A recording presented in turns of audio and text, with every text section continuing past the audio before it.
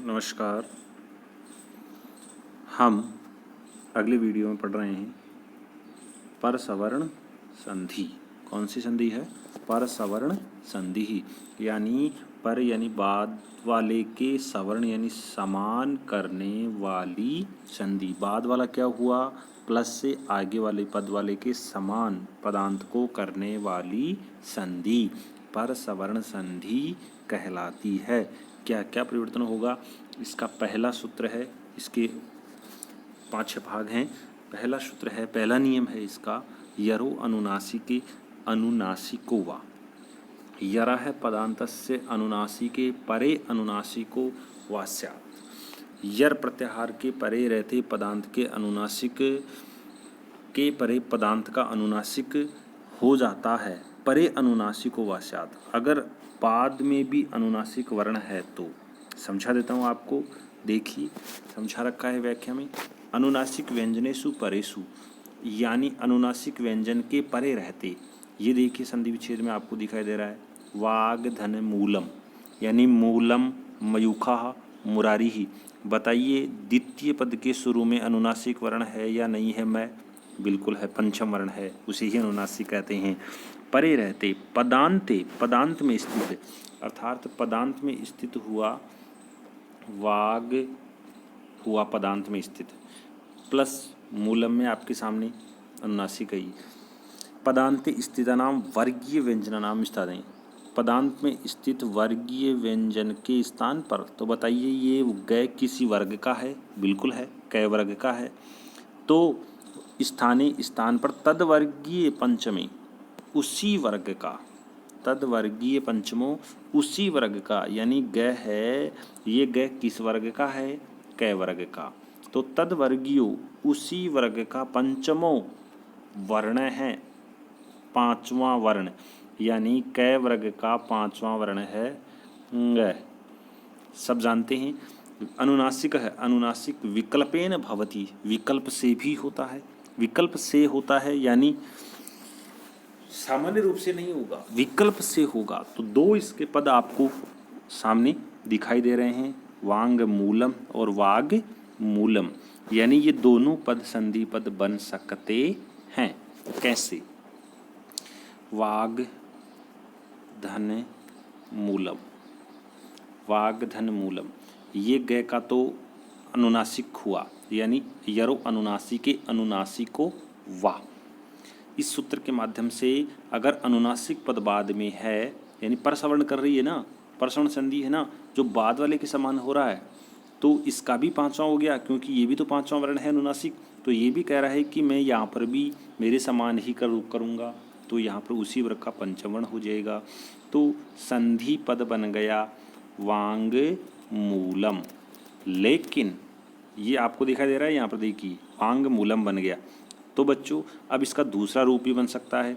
क्यों? विकल्पेन, विकल्प से आपको दिखाई दे रहा है, विकल्पेन विकल्प से, यानी पंचम ने बन के इसका वाग मूलम भी रह सकता है, ये भी रह सकता है। यानी दोनों संधि पद सही माने जाते हैं, लेकिन पहला उत्तर सही होगा वांग मूलम।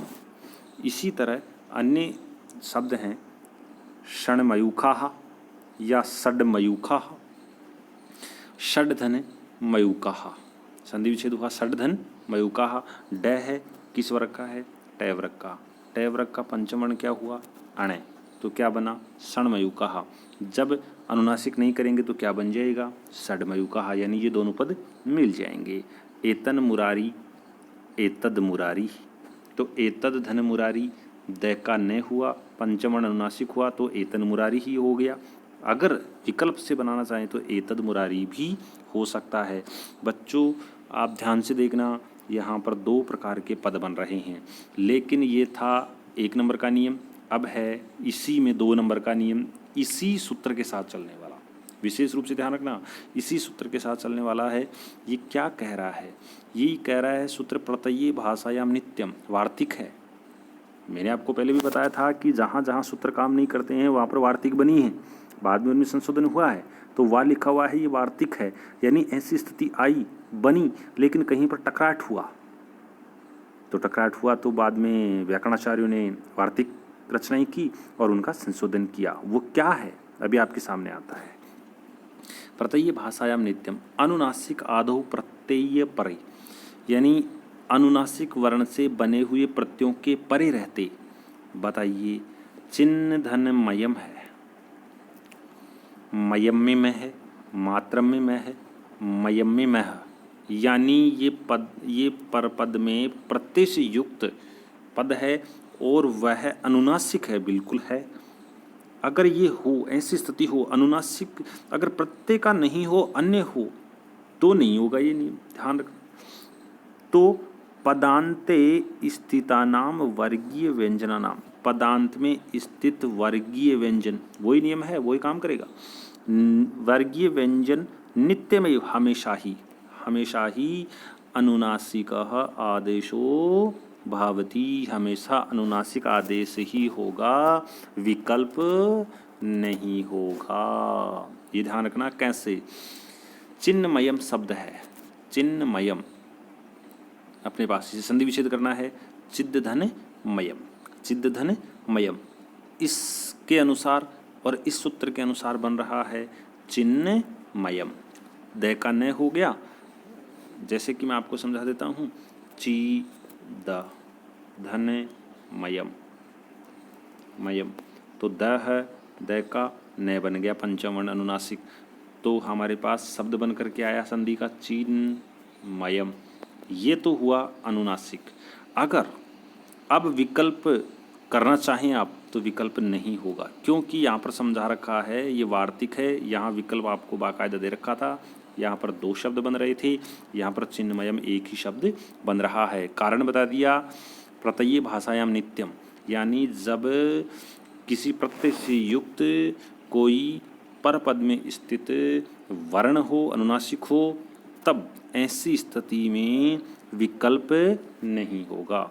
दूसरा है तन्मात्रम, तो तद धन मात्रम, तो तद का तन बन जाएगा, तन्मात्रम बन जाएगा, वापस तदमात्रम नहीं बन सकता, यानी एक ही संधि पद बनेगा, विकल्प नहीं बनेगा।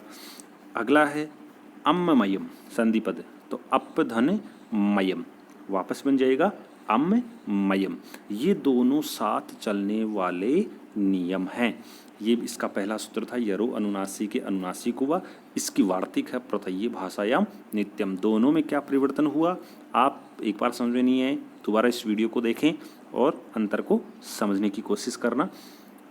और आगे के नियम के साथ नेक्स्ट वीडियो में मिलेंगे, तब तक के लिए धन्यवाद।